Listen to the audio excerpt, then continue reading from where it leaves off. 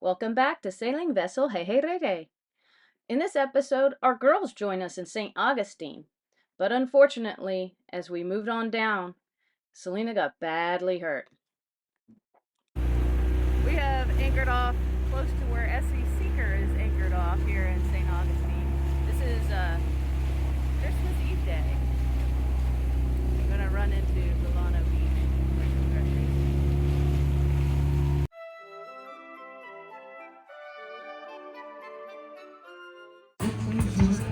It's just a flat boat. It's a flat catamaran. Yeah, we're just slowly rolling.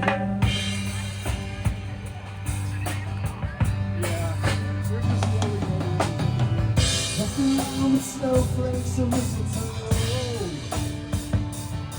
Give me a cold breeze and palm trees. Stand between my toes.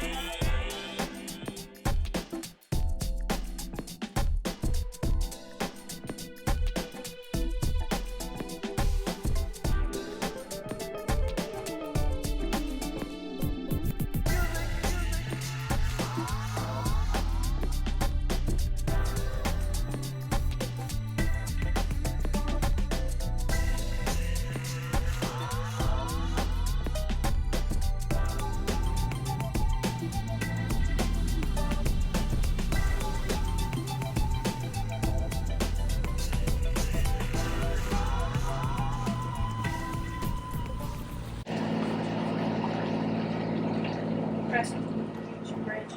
Crescent Beach Bridge. This is Sailing Vessel AJ. We are southbound about 3 mile away to Austin. It'll open on May, right? Absolutely, Captain. How are we spelling the name of that vessel today? That would be H-E-I-H-E-I. Captain, maintain course. I will monitor your approach. Please remain on Channel 9 as you clear the bridge. Roger that.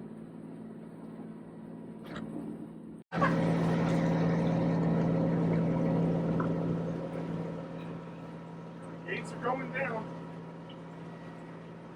Yeah, he told us just to continue. Well, he'll open up just as you get there. These guys are good.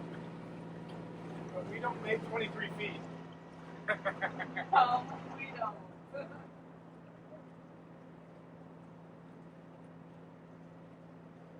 After you're through, radio him and you say, SV, hey, it's clear. Thank you very much.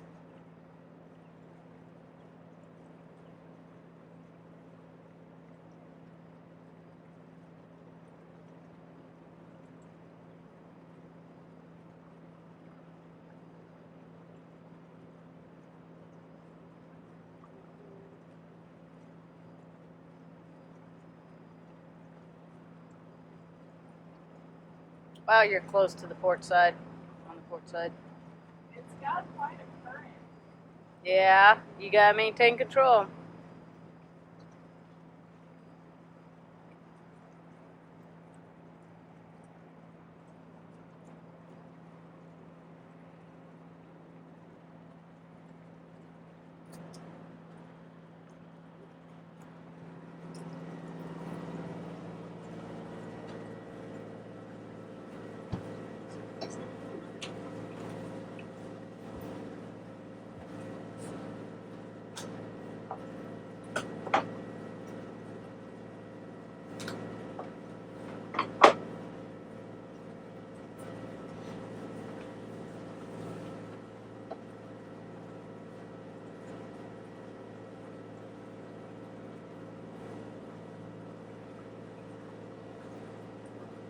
It'd be cool to be a bridge operator. I could totally do that. Especially if it was a train. You've seen the one that's in Galveston, right? The one that just lifts the whole thing.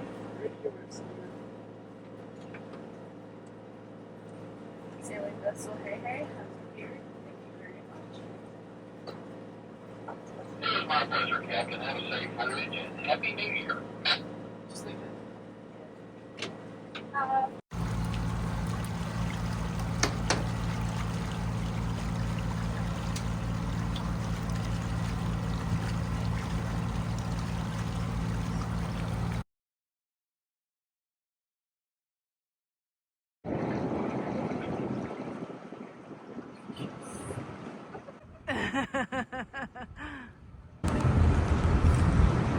Makes your wind vanes broken, so it doesn't matter if it makes it up.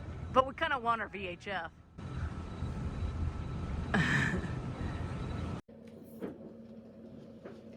Okay, so maybe I was exaggerating a little when I said that Celina was badly hurt. But when someone gets hurt and you don't know just how badly they're hurt, you're trying to gauge by what they are saying the pain is, and you're about to leave the United States, you know, cross the Gulf and go over to the Bahamas, and you don't know what the state of a person is, you have to make sure, right? So here's what happened.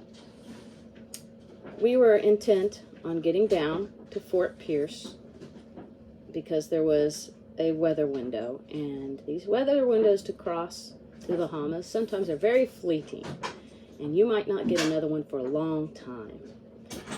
And we really wanted to make sure we got the girls to Bahamas and show them a good time.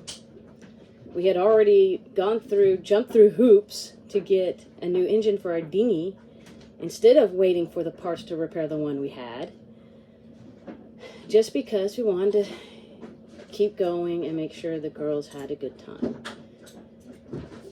And so we were running down the ICW day and night, just taking shifts. Chris was tired and he went to bed, and I took shift. I'm not sure what time I started my shift, but Celina and Nicole were up. Nicole was just kind of laying around napping in the cockpit, and Celina was helping me keep an eye out because it was very dark. There are unlit areas of ICW, and no moon. There wasn't really much at all for lighting, and I was at the helm, and something caught my eye in the water, and I was unsure what it was. Sometimes you have floating debris, sometimes big logs, and we had already gotten stuck on a log up in the ICW. That's another story. I'll have to link that video. So Celina, I sent Celina, I was like, go take a look. What is that?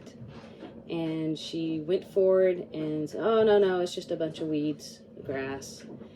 And when she was coming back, or she actually backstepped and didn't know the hatch was open, Nicole was actually laying in the bed down there. She was trying to get her rest too, so she could do the morning shift with Daddy. And Celina's foot, I believe it was her left foot, went in, and her side hit where the door hatch was open. So her side hit that. And she caught herself with her arm, but, and Nicole saw a foot come through the hatch, woke up, and Celina then laid down and was wailing, and I was like, oh no. So, you know, I was on autopilot, and I tried to be like helping her, but Nicole actually helped her. I was like, can you get up? Are you okay? It's hard, hard to gauge. You're trying to let a person take their breath and then speak up what's going on. And she was able to get up and walk over into the salon and lay down. Nicole helped her a bit, and we're like, well, lay down, see if the pain subsides. And I had to stay at the helm, and Nicole was trying to make her as comfortable as possible. And then it was, as the night went on, this was at 4 a.m. when she fell into the hatch. And so she just laid there, and I thought, okay, she might not be, we don't know how hurt she is, but I was looking on the charts going, okay, is there a clinic nearby? This is kind of in the middle of the night. How far are we from civilization? And it was going to be a while, and I calculated it's going to be sunrise already, and Chris will be up and he can help, and that's when we'll actually be close to somewhere where we can get to a clinic. So it was around, I don't know, 6 or 7 a.m. because I knew we were going to make it to the bridge. We needed to go through at about 8 a.m. was what I calculated, and then we could get to Titusville, where there is an emergency room. But that was kind of like just in the back of my head, and I wasn't sure exactly what the state of Celina was. But then she wanted to get up and go to the bathroom, and she just couldn't. She was in excruciating pain. So then we woke up Chris, told him what was going on. Nicole went to the helm, and at that time, going down the ICW, it looked like there was a monohull anchored. It looked like his anchor light was on, anchored off the side of the ICW, and I was gaining upon him. So when Nicole took the helm, I'm like, watch out, there's a boat anchored there. And then as I was explaining things to Chris, and we were looking what's going on and assessing Celina and making our plan, then I went back to the helm, and I'm like, okay, I'll take over Nicole. And then I was noticing, wow, we were like right almost to the stern of that boat. And I should have been passing him, and it was like, wait a minute, is he moving? He's moving, isn't he? And I was funny because I was like indecisive, frazzled with everything going on, and eventually Chris had to take over and just power us past the guy, because it was like I kept on matching speed. I couldn't get around him, and had to really just shove those engines up higher RPM. So we got around him, we got through the bridge, and we hailed a marina. What marina was that? And I asked them, I was like, can we pull up to your fuel dock and tie off? My daughter got hurt, and we need to take her to the emergency room, so we just need to be able to get her off the boat there and into an Uber. And that's what I did. I called for I apped the Uber scheduled to be there, and then was able to message him when he showed up that hold on, it's going to take a while because she's walking slow. And they were very kind to the marina, very kind to let us tie up to fuel dock for a little while and get her off Hey Hey Ray Ray. And then Chris and Nicole anchored out. And Celina and I took the Uber to the emergency clinic. We spent all day, obviously. That's how it goes. We wanted to make sure that it wasn't just if it was just a bruise, internal bleeding, anything like the spleen hit or anything that was damaged.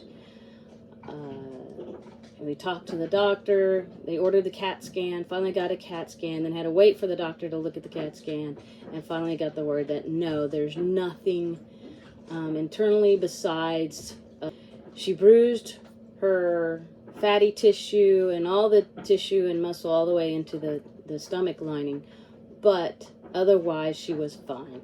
So they gave her some pain meds. We had to go to get an Uber over to a pharmacy, get the pain meds, and grab some bottles of water and stuff, make her feel better. And then, she was feeling okay. We're like, well, we might as well get dinner here. And so Nicole and Chris dinghied up to the restaurant, and we joined them there and had dinner. So, but then during dinner, a storm came in. It was downpouring rain, and so we had to get back to the boat. We were just soaking wet. The rain coming towards us. To the degree that our visibility was low too, getting the dinghy back to Hey Ray Ray. We had to, essentially ride the dinghy a mile back to the boat in the downpouring rain. Celina was okay with us going on. She had her prescriptions. Everything was okay. She just needed lots of rest. She couldn't be crew anymore. So Nicole definitely kicked it up a notch. Come onto the boat and clean it, huh? Thank you. continued the next day. We kept on down the ICW. My lesson learned is that saving time trying to travel at night may not be worth it when you have an accident and you end up losing a whole day. I mean, literally 24 hours. So it's probably better to just rest 3 nights, 8 hours, than the risk that 24-hour loss and having someone hurt. So maybe we won't do night runs as much anymore. You gotta really think about that. And but we made our way on down the ICW and let the story continue out to Fort Pierce. North Fort Pierce Bridge. When they say on the half hour, it's on the half hour. They're not going to hold it for you any. Chris tried to call ahead, see if, and he called it. He was a nautical mile out. It was like 5:27, 5:28, and asked if he'd be able to hold it open, that we might not get there until 5:35. The guy said, no, you have to be waiting for the half hour opening. So we had to hang back and wait for 6 p.m. But maybe the reason why he's upset and he's being such a stickler is because he's gonna get replaced. His job won't be here no more when that fixed bridge is up. Thank you for watching our video. I will be posting 2 more videos with our beautiful girls with us as we cross the Bahamas and then enjoy ourselves in the Bahamas. And I think I might have some videos of downspouts.